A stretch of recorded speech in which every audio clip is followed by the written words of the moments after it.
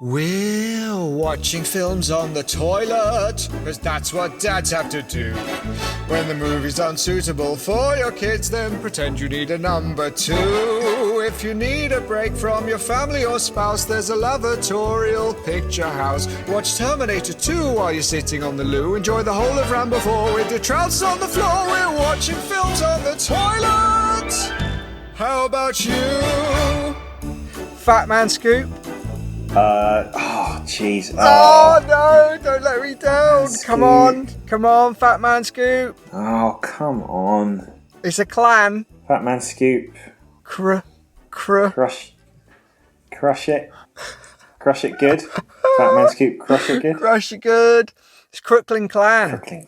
Crooklyn Clan. Oh. So what are the clans I know? I know Wu-Tang Clan, of course. I know the Clan. Obviously the clan, the Ku Klux Klan. Yeah. Flip Mode. The Flip Mode Squad. So they're not a clan? No, they're a squad. That's the only other clan that I knew. What, so Wu-Tang? Banana Clan? Is that... I'm sure Roots Maneuver says something about Banana Clan in Witness to Fitness. Okay, check it. Find out. Yeah, I summon up the power of Banana Clan. Banana Clan. Ooh, okay. Yeah, I do know a clan in your face. You do know a clan, but you didn't get Crooklyn Clan. Crooklyn. I want you to make a promise right here, right now. Yeah. If we ever get 10,000 listeners to one episode, you've got to get Crooklyn Clan tattooed on your chest. Okay. Perfect. Yeah. Okay. In like massive Gothic style letters. Yeah, like gang font. Oral shake on it? Yeah. Good. Okay. Oral shake? What does that mean? Sounds horrible. Sorry. Verbal shake. Did you say verbal agreement? Oral shake, yeah? Yeah. Crooklyn Clan. That would suit you. Yeah. When you play ball on the courts, you're a few points down. People are thinking, this guy's, there's nothing to him. Mm-hmm. Then you take your shirt off and you've got Crooklyn Clan. Crooklyn Clan. Yeah. Written in that Gothic font on your chest. They're going to be like, whoa, okay. You know, and they'll be so intimidated that you'll win. I mean, you're talking about law courts, aren't you, when you say court? Yeah. What other sort of court is that's there? it. Yeah. Not a lawyer, by the way. No, you're not a lawyer. You'll never find out my jobs. Ever. Jobs? Yeah, I've got 2 jobs. This isn't one of them, is it? Well, no, I mean, you can't play Ben because you know what they are. Yeah. Oh, is it? This is a fun game. Guess Eamonn's jobs. Yeah, no, I know your jobs. Hello, everyone. Oh, yeah. Oh, sorry.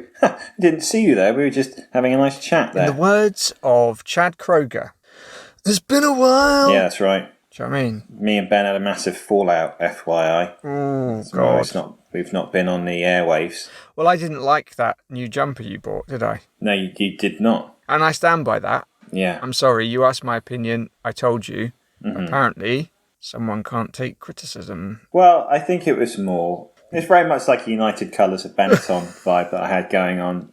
And you're like, don't like it, get rid. That's right.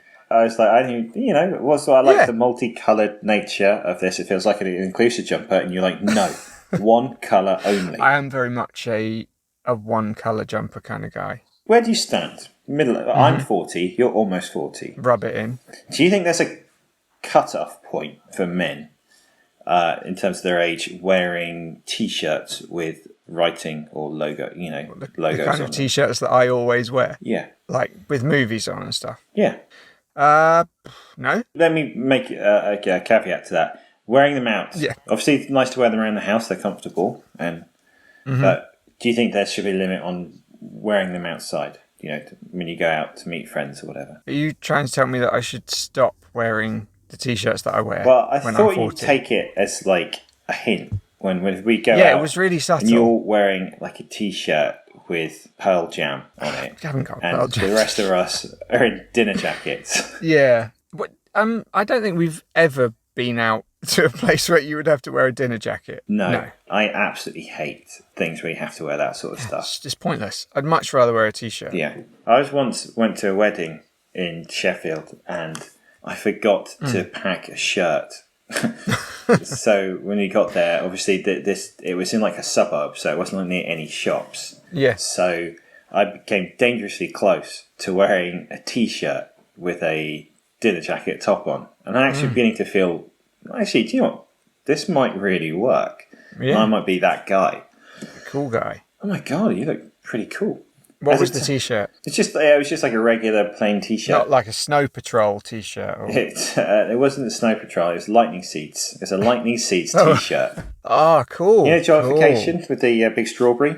It was that one. Could have pulled that off. I should have done, but in the end, my friend Sid came through with a shirt which was about 8 sizes too small for me. So I went from almost being the belle of the ball to being like the belle of the ball. Exactly. Yeah. Yeah. Anyway, yeah, I thought we had a chat about not doing these very chatty intros anymore, but hey, here we are. Welcome to Watching Films on the Toilet. Yeah, it has been a while, but we have returned. We are fresh, we are clean, and we are raring to go. Only one of those is true. Yeah. What's this podcast about for anyone that may have just joined us? Sure. We are two middle-aged men with young kids and middle-aged wives. They'll love that. Yeah, well, every time you say like young kids and wives, it makes it sound like we're bragging about having young wives, but they're not. It's true, yeah. Because they're the same age. So if we want to watch really violent films that we can't show to our kids or that our wives are not really fussed about, the only place we can watch them is in the toilet. That's the only choice we have. And if you're one of our American listeners and you get confused, let me rephrase. This is watching movies on the John. Oh, that was a long John. Or watching movies on the can. Oh, okay. Yeah. It's strange that you're stretching those words out because we don't normally say watching films on the toilet. Yeah, I think Americans like saying long words last, yeah. Do they? Okay, good. So today we're going to be chatting about Nobody, which was a Bob Odenkirk starring action thriller directed by Ilya Naishuller. We're going to chat about that later. Ooh. But what have you been up to, Eamon, in all this time? Not very much. What have you been up to, Ben? I've been to the cinema a few times. Oh, yeah? Which was really lovely. Except for one time, when I booked seats in the theatre for myself and my wife. Yeah. I booked seats not right at the back, towards the back, to get a good view of the screen. Got in there, and a lady took our ticket and said, Oh, I'm sorry, we've had to change your seats. Ooh. We've put you in a sofa. So, pretty sweet. Sofas are good. Because someone had an accident in your seats. Oh. Now, obviously, she didn't go into any detail, but we can imagine what took place. So I said, okay, that's fine. We're in a sofa. Anyway, she put us in a sofa right at the front of the screen on the side. So the view of the screen was sort of very low diagonal angle, which was not what I wanted. So I went back and said, thank you, obviously, for changing our seats, but do you have any others? Because I can't really see the film now. Yeah. And she said, no, I could put you back in those other seats, but you really wouldn't want to go in there, not after the accident that person had. Wow. So I really don't know what happened. I think they were taped off. So maybe someone was shot. They called it an accident, though. So do you think they shot themselves? Yeah, they didn't want to give away too many details because that would be disrespectful, wouldn't it? Have you ever seen that video of that American, I think it's a policeman, he's in a classroom and he's talking about gun safety. And as he's doing that, he shoots himself in the leg. And he's just like, it's okay. He tries to really style it out and still talk about, like, he's still going off his, like, talking points. It's just like, so this has happened. Yeah. So we need to do these things. And it's just like, you lose all authority if you shoot yourself in the leg whilst delivering how to not shoot yourself in the leg sermon.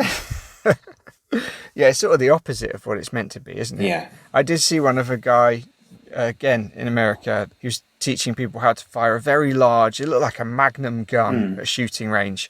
And he had it in his hand and he was saying, don't do this. And then, bang, it went off and the kickback sort of bumped it against his head. He almost shot himself in the head. But again, he tried to style it out. Yeah. Like, it's okay. I think someone said, are you okay? He's like, yeah, I'm fine. And he was shaking, like he couldn't go on doing the talk because he was shaking because he'd nearly killed himself.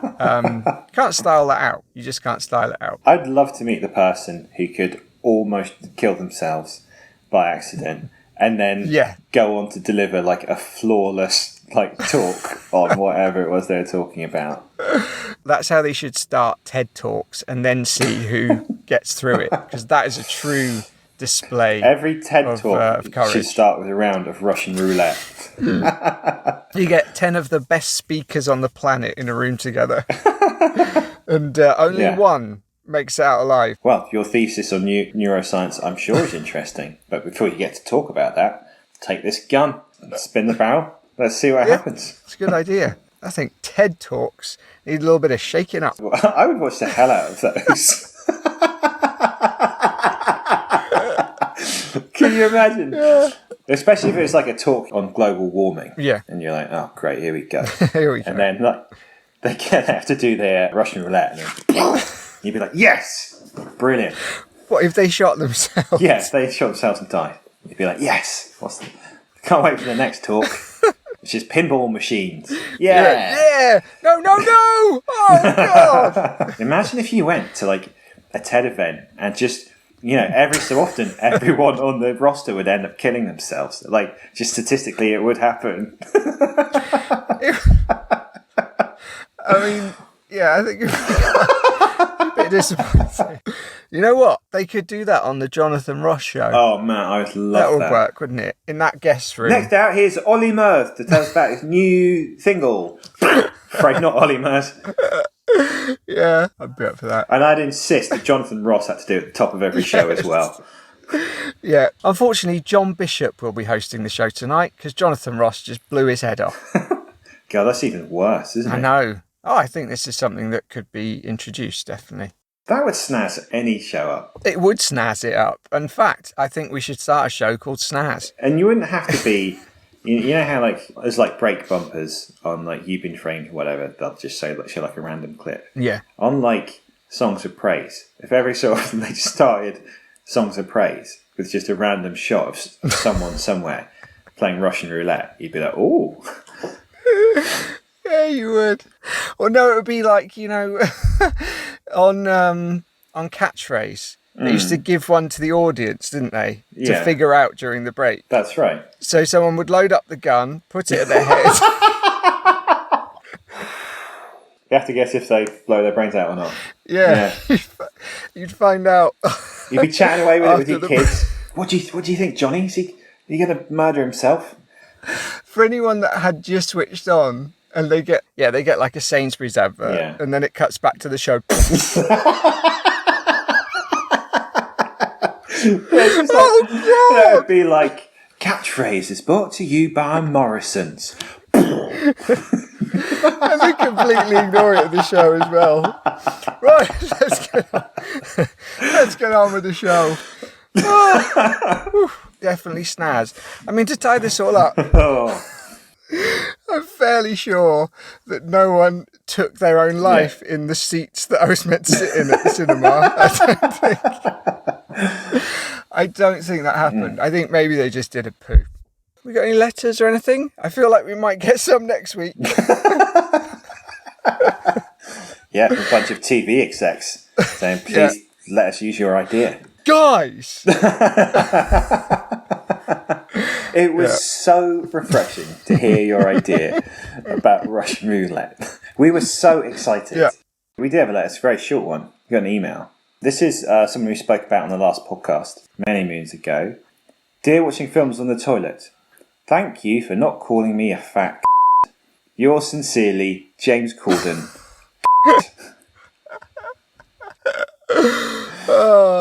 Yeah. No, we didn't. We definitely didn't. We went out of our way. We went out of our way to not call him that. Yeah, yeah. And in fairness to James Corden, he's owned that thing that he is. He has. He just doesn't like being called big, which I totally get. I understand.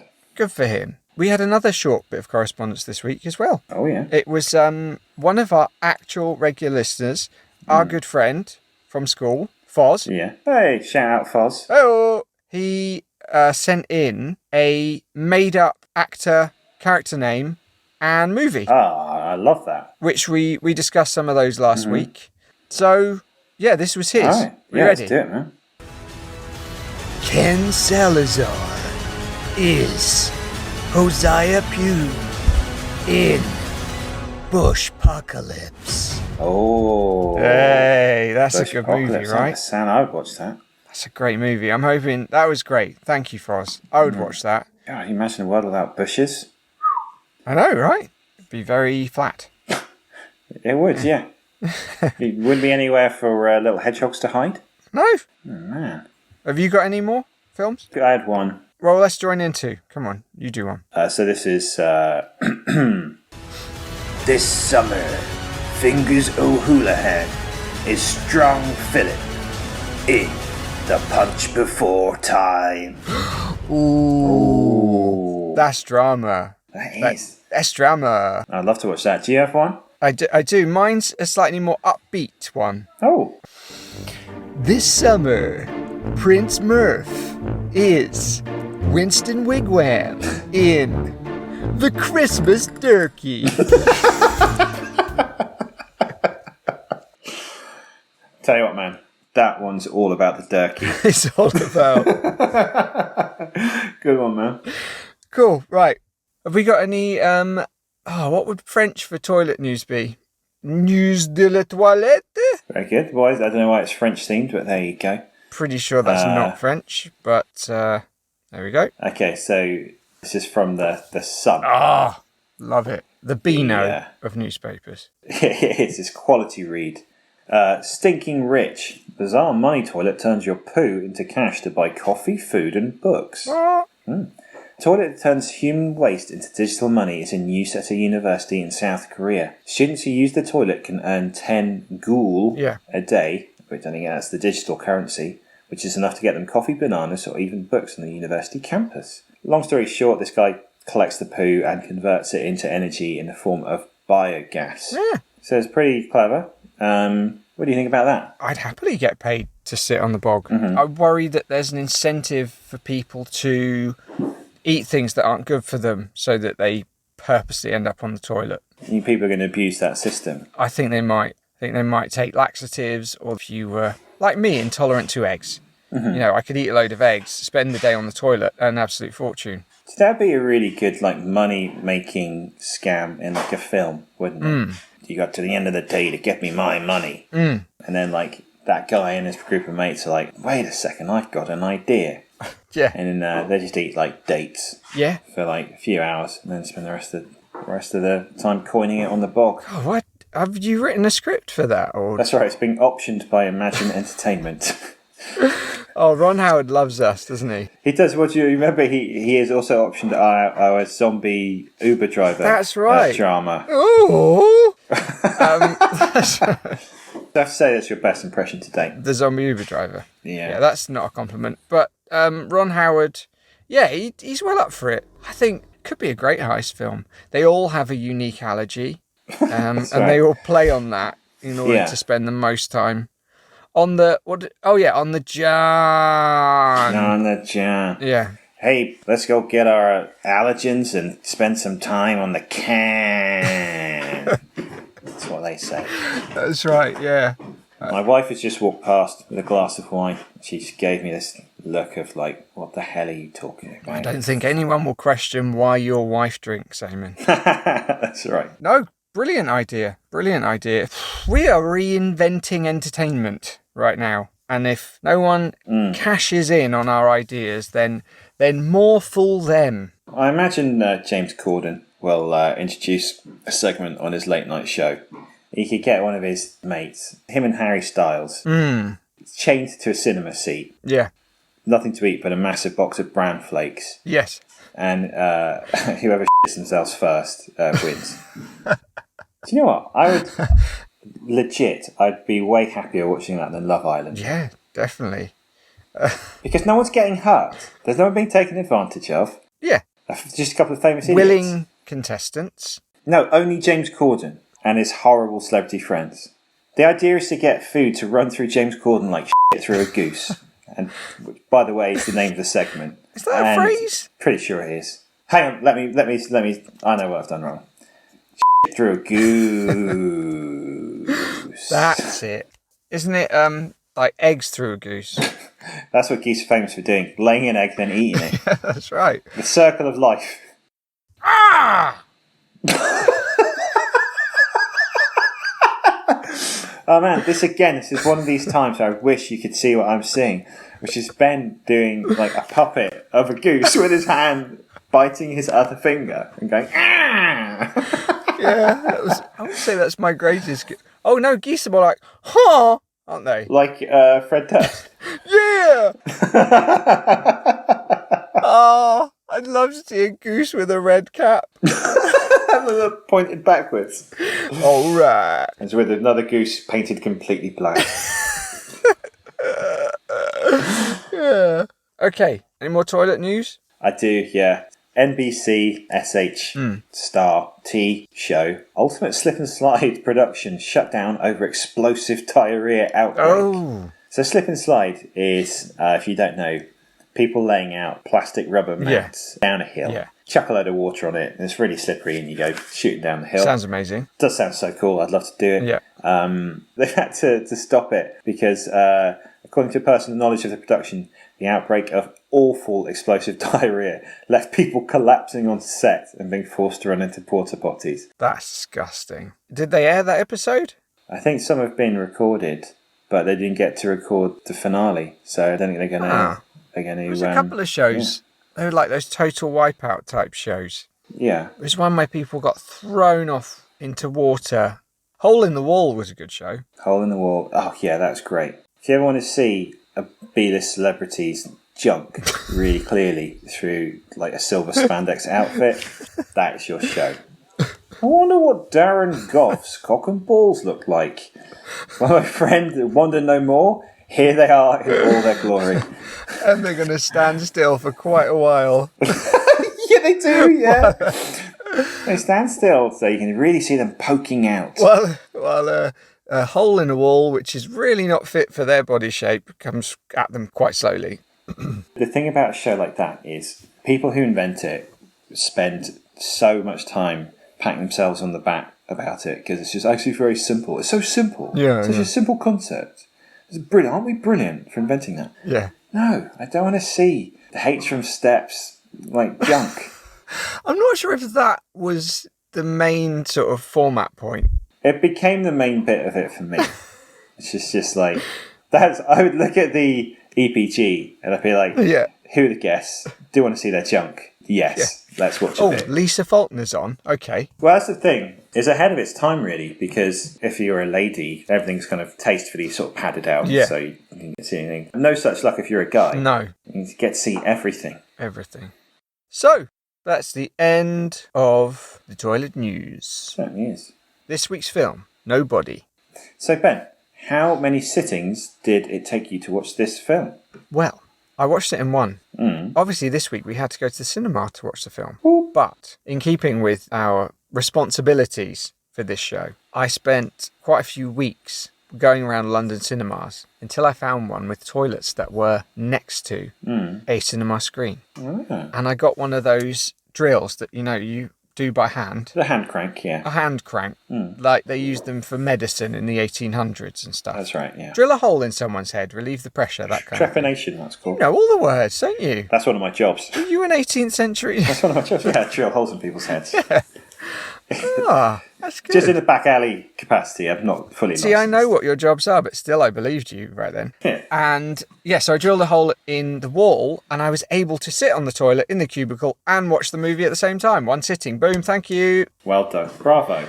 Dedication to the show. Don't question it. I would absolutely love a spy hole. Do you know what the best spy hole is? No. It's where the eye hole lines up perfectly with the eye of an oil painting of like an 18th century person. Oh. So you pull out the bit, and then your eye replaces their eye. And you look around and see stuff. That's the perfect spy hole. Perfect. If I had one of those in my house, I'd be truly happy. I think your family would maybe not be happy. We'd be like watching TV. I'd be like, just popping out for a minute, and then just pop next door and just start spying on them all. Yeah. And they'd be like, Dad, are you watching TV through the wall again? I'd be like, yeah. No. Having a spy. No, it's the painting. No, I'm just a painting. No. I'm just... Wow, that's pretty sweet.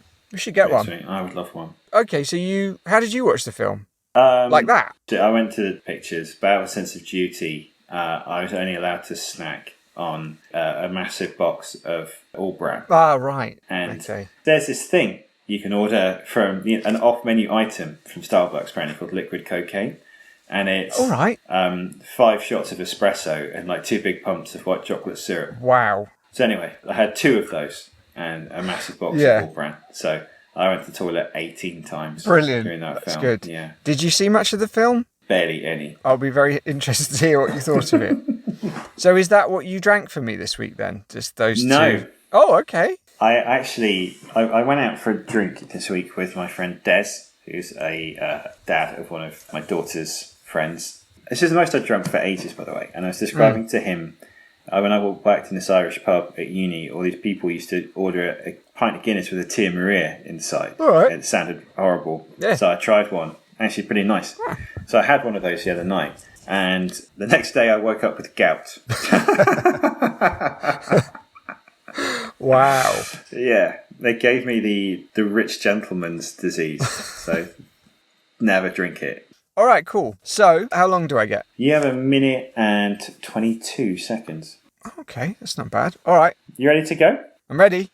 All right. 3, 2, 1, go. So, Bob Odenkirk plays a boring dude with a boring job and a boring family. One night, a couple of thieves break into his house. He has the opportunity to give them a beating, but he lets them leave instead, like a right girly man.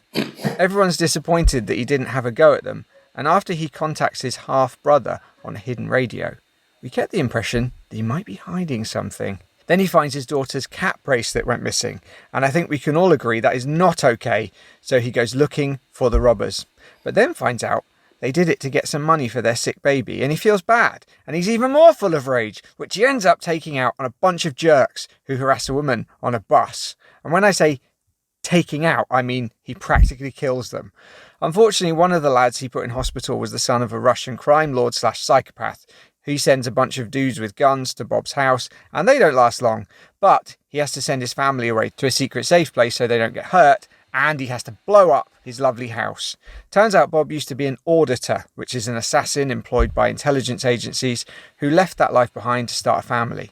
Bob decides to put an end to all the Russian business and lures them all into a factory that he's rigged with Home Alone-style traps that will kill you. Things get heavy, but he's joined by his dad, Christopher Lloyd, and his half-brother, Rizza, and they put an end to the bad men, and everything's okay. The end! Oh, very nice. 1 minute 26 there. You would have made it on time if you didn't do that flamboyant. There is no way that lasted for 4 seconds.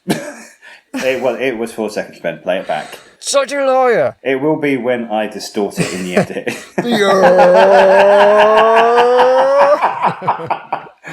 That's right. Yeah, okay. Brilliant. Nobody. It was meant to start, the film was going to start with the robbery. But then they added on that part with just like the repetition of his day and how he was worn down. I loved that bit. I thought it was a great opening. It felt like an homage to Edgar Wright. Yes. It was a very Edgar Wright type montage. You know, you get a great insight into his life and that he's bored and that I guess he was ultimately playing the part of what he thought the family man was. Have you ever had a fantasy / nightmare about people breaking into your house? Not really. I have a little hole in the wall that I hide in. I have to crease myself up to fit in there. And I hide in there every other night. So you just squeeze in? Squeeze in. Just waiting for the baddies to come. Is it until you fall asleep and kind of slip down? Until I pass out and just like slide out of the hole. In fact, it's like I kind of pop out. It's like watching a puppy being born. I just shoot out of the wall. There's a thump. They know that Dad's okay. There he comes. There's the greasy Dad on the kitchen floor again. Oh, Dad's all greasy again. No burglars then. Not this time. What fantasies have you had? My thought is I wait for them to do whatever they want to do, and then when they're going downstairs, push them down the stairs, boom, boom, boom, boom, boom, and then that's the end. Okay, so you ends with you murdering them. Yeah, I guess I am. But, shouldn't have broken into my house. I liked his physique as well, because he didn't look super jacked. I always hate that in like films where you've just got like The Rock playing like an accountant. There'll be like Danny DeVito playing his boss, like coming in, like tearing strips off him. You get out of here, you bum! And like The Rock's like, oh, sorry, sir. I think we've talked about this maybe with Arnie as well. They can't play normal men in a grounded film. It has to become this sort of weird kind of hyper reality in which they would be a normal man. Well, if that was real life, like every new person they'd meet would be like, f***ing hell, you're jacked. Like that's what they would do. Oh my God, you're enormous. What do you do? You're an accountant. I don't think so, mate. Are you? Yeah, it'd be like 10 minutes of prodding, like they're giving the game away. Yeah, that's it. But with Bob, he really did pull off average Joe, normal guy. But so, anyway, so you got Bob. He's a normal dude, seemingly. Who else you got? Connie Nielsen? You got Christopher Lloyd. Still looking surprisingly young. He did. You would think he was about 100 by now. I know. And you got the RZA as well. He looked older than Christopher Lloyd. He did. Yeah, nice to see Michael Ironside, who's become more like Michael Fat Ass. Oh, good pun. Yeah. I was going to say exactly the same thing about Michael Ironside. I wasn't going to diss him like you did, but it was great. It was really exciting to see Michael Ironside again. He has a real quality to him. He's been in some bad films, but he's never bad in a film. Yes, that's right. This film obviously doesn't break any new ground, and I know the filmmakers wouldn't pretend that it does. It's just an excuse for a good ruck. It put me in mind of a lot of other films. So like Taken, Death Sentence that we watched on this show. Yeah. John Wick. But it was written by Derek Kolstad, who wrote the John Wick films. So it wasn't a stretch. Well, that's interesting. I feel like he could have done a slightly better job with the baddie, because I felt like the baddie from this was identical to the baddie from the first John Wick film. He was a psycho, and an entertaining psycho. Yeah, a Russian psycho whose son gets him involved with the protagonist. Yeah, I think this film is strongest in its first half. Totally agree. I think the bus fight is fantastic. Bus fight is the high point. And it's such a thrill. Yeah. I mean, it's cathartic. And I love the fact that he just keeps going back on the bus. He gets thrown out of the bus, then goes back on the bus. And each time he hits back at them, it just gets worse and worse to the point where he's going to kill them. It's fantastic. Yeah, the violence was pretty awesome, wasn't it? I did like the way that he punched people. You know, when he was pummeling a guy on the bus floor and he just punches him in a really rhythmic, satisfying way. Yeah. Like he has that skill. But he went for it. He was doing like lots of moves in single takes, and I think they did a brilliant job. It really had a lot of impact, those fights. Have you ever had a fight on a bus? No. We spent a lot of time on buses, didn't we, as young men? Well, I used to get the bus to school all the time. Yeah. I'm surprised we didn't have a fight on a bus. we used to drive past the dockyards in Plymouth. I might have told this story already, but I don't think it's made the edit. Go tell it again. We used to drive past the dockyards in Devonport. Get on. It was at a junction, so we'd always have to wait to turn, and it was literally by the gate where all the dockyard guys were coming out. Yeah. And the guys, in fairness, it was the guys at the top of the bus, the hard kids, would just throw any leftover food that they had. These guys, they used to call them, it's actually quite clever, sitting dockers, they used to call them. That is quite smart, surprisingly. Yeah. Well, it was a grammar school. But they would just pummel them with like apples and half sandwiches and stuff like that. Yeah. I remember one time, a really burly man, I think he got hit by like a corned beef sandwich or something, like livid, sprinted alongside the bus. And obviously everyone upstairs like dropped a massive and he was like banging on the doors going, open, drivers, open up. And open up this door. Credit to the driver, he didn't let him on. Oh God, covered in corned beef. Covered in delicious corned beef. Had some wild bus tales, didn't we?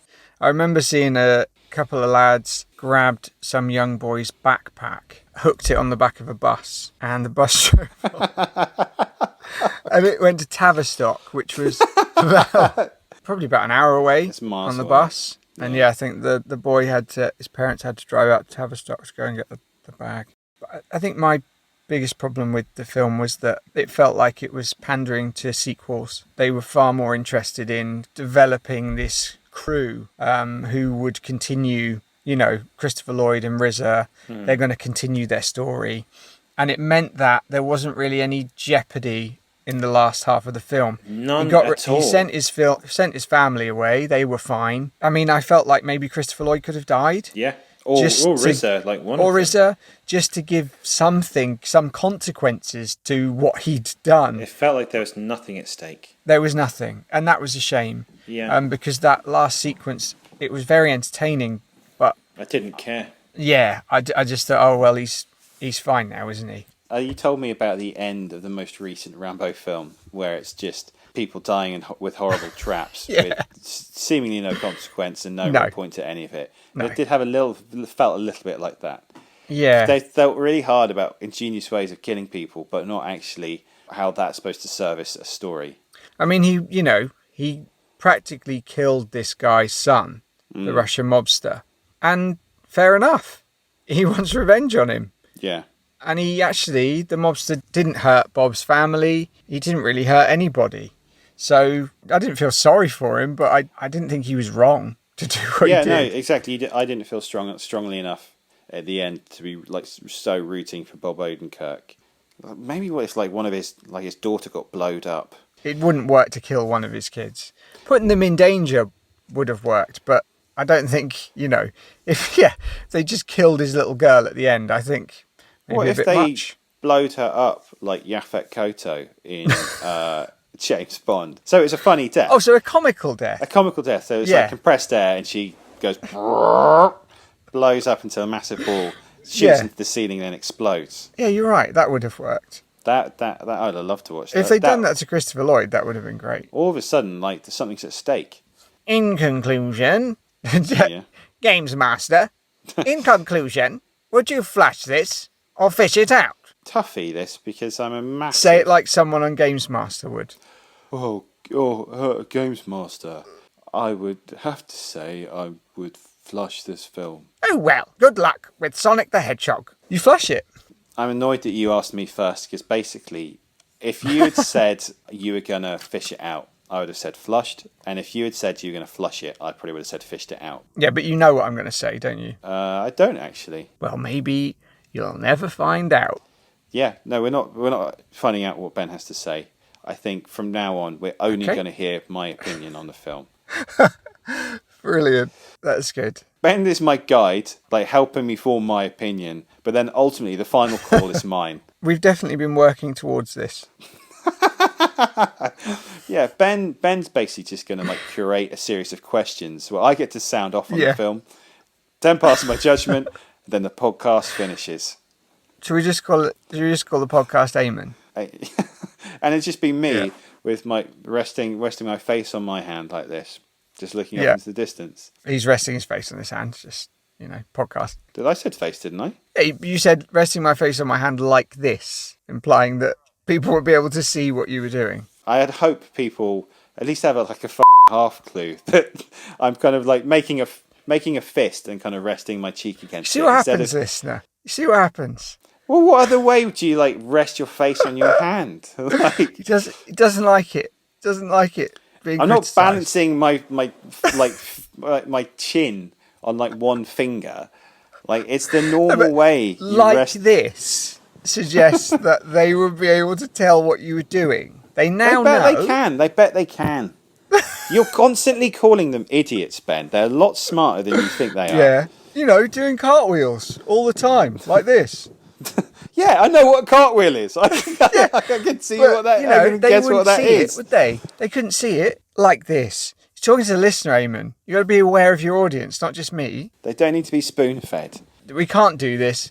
We can't just make it about you. I have to be part of it. It's just not going to work. Anyway, so...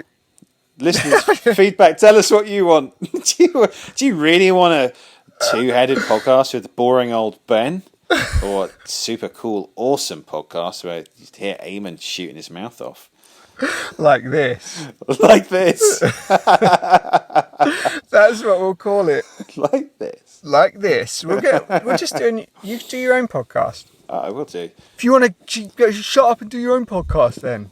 I already do like a Big Brother Spit on the Side style podcast, companion piece, where it's just me. What's it going to be about? No, I really do it. I just talk about Oh, you did that one with Rudy Giuliani, didn't you? Celebrity Tugboat, yeah. Yeah, you did. Do you know what? I called it though, didn't I? I said we had to record a bunch before he gets thrown in prison. he is this close. Yeah. And if you didn't know what I was doing there, I was putting my thumb and finger really close to each other when I said this close. You're learning. You're learning. You really are good at this. That's right. Oh, okay. Well, everyone listen to Like This coming soon to a podcast. Okay, go on. Please. So what would you do with this film, Ben? I'd fish it out. Yeah, okay. So it would have worked. All that chat, but it would have worked for you anyway. I did really enjoy it. I thought, as we said, the second half there was no jeopardy, but I did enjoy the spectacle just for that bus fight alone. I've got to fish this out. That was spectacular. All right, cool. Yeah. That was nice. So it's now time for this week's top 5. Ooh. What's our top 5 this week? Top 5 this week is best serious movies with a lead who's usually a funny person. Ah, yeah. So if you win, you get to pick next week's film. If you lose, you have to do a forfeit. So in this film, Bob Odenkirk punches his irritating brother-in-law in the face. So forfeit this week is to punch your brother-in-law in the face. Yeah. Or my brother-in-law in the face. And side note, they're not irritating, they're very nice. They're lovely people. So we would do this punch with a very heavy heart. And a very heavy fist. A rock solid fist, yeah. We'll see who gets to do that after we've picked our top 5. So I lost last week, didn't I? Yeah, you certainly So did. I get to pick the first set of movies. Do it, mate. I'm going to suggest Bill Murray in Lost in Translation. No, I've not got that. Okay, fine. This is a double. Okay. I'm going to say Uncut Gems. Yeah. Haha. Amazing. It's so good. They pulled off a really hard trick, which is coming up with a character who's really irritating and quite unlikable, but you can't stop caring about what happens to him. Yeah. You're so fully invested in what he's doing. It's amazing. That film just gave me terrible anxiety, but in the best possible way. Oh, so you've got one. I'm one up already, mate. Annoying. Okay, this is a double. Mm-hmm. Jim Carrey. Yeah. In The Truman Show. Yes. Yeah, boy. Yeah, I thought you might get that one. Flipping love that movie. Yeah, that's a fantastic film. Modern classic, would you say? Yes, I would. I'd also say that about Uncut Gems. Real good. Your guess? My guess now. I'm going to go for Hannah B. Yeah. Oh! Yeah! I'm just too obvious now. I know you really like him. And I know that he is a comedian as well. So yeah, Takeshi's Castle. Amazing that you can do a TV show that silly and then do like a load of really highly regarded. Takeshi Kitano, he is an absolute legend. Well done. I think you might have won. If you don't get this one, then I have one. It would be a duplicate. Yeah. Philomena. No, I quite liked it, but there are other ones that I prefer. Okay. So what were your top 5, Eamon? Yeah, so I had Truman Show, Uncut Gems, Stranger Than Fiction. Yeah. 1 Hour Photo, which is a really good Robin Williams film. I also had 1 Hour Photo. Did you? Yeah, I did. Oh, respect. Yeah. Yeah. Really good. I thought a long time about Good Will Hunting, but I couldn't say that's one of my real favourite films. Yeah. And I've also put in The Big Short. I thought you might have picked that. Which is Steve Carell. I made foolish guesses. Go on, what were yours?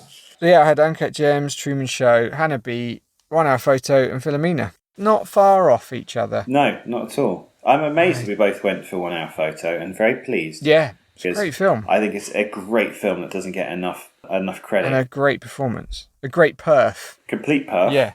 And really good soundtrack. Yeah, brilliant. Well, it was a documentary about you when you did one of your jobs, wasn't it? It is, yeah. It's very closely based on I became obsessed with this family. There are some issues in the hotel room, don't really want to get into it, but... It involved an 18th century painting with an eye cut out, didn't it? That's right. Yeah, that's what it did. Well, I'm afraid, Ben, this means you have to punch your brother-in-law in the face. Good news for you, of course, is you have a choice of 2. So who's it going to be? Yeah, one of them is really far away, so I think I know which one it's going to have to be. Sorry, that brother-in-law. You've got a sweet bunch of fives coming your way. Oh, no. Well, that's twice in a row I've lost. This is rubbish. That's right. I'm on a real run of form. And last week, I had to spend 7 years in prison. So last week you had to spend 7 years in prison. Last week. How did that go? I've documented the whole thing, and this is what happened. Hello? Hi, Chris Martin. Yeah, that's me. I'm going to be your driver for today. Oh, okay. Yeah, you're a little bit early. Yeah, well, you know what they say. What? It's good to be early. Yeah. Look, I've just got to go and blow out some candles, and then I'll be with you. Okay, cool. I'll wait in the car. So this isn't the usual route. No, this is a better one. Oh, okay, yeah. I'm just going to pull over, actually. Really? Yeah, just wait in here. Hello, is that the police? Yeah, cool. I've just kidnapped Chris Martin. So it's my first day in prison. My plan worked pretty well. I got 5.5 years for kidnapping Chris Martin. But I reckon if I make a bit of trouble, I can get another couple thrown on. So I'm going to go and knock out the biggest, hardest man I can find and see what happens. Excuse me, sir. I can't seem to find any pies anywhere in here. Maybe it's because you ate all of those pies.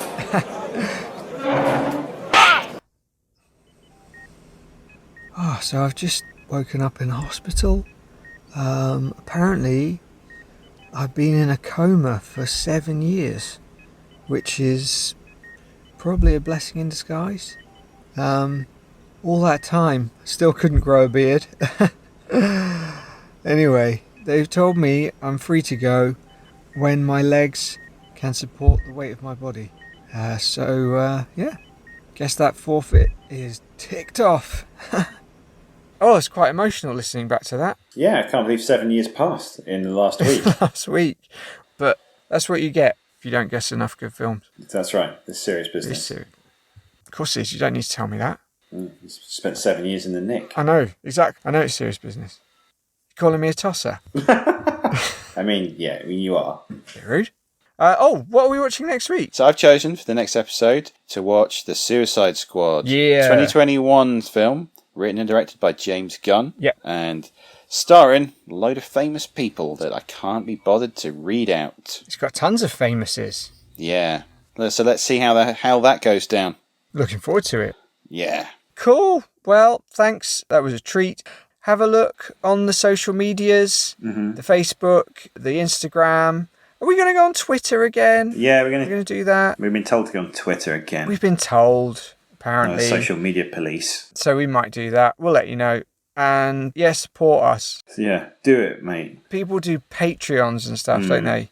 Just give us £1. Like, you don't have to sign up for it. Just send us £1. Just pop a pound coin through our doors. Yeah, give us a couple of dime bars or something. Just a little treat. And next week, we've got a huge special announcement to make. Oh. That's right, Ben and I are getting married live on the podcast. Don't tell our wives, we've not filed the divorces yet. Next week. We're going to serve them the divorce papers live on air. It's a two-parter. First episode, we serve them the divorce papers. Second, Ben and I get married. It's going to be real special. Eamonn, there's only one thing left to do. Yeah. Keep flushing. Bye now. Bye.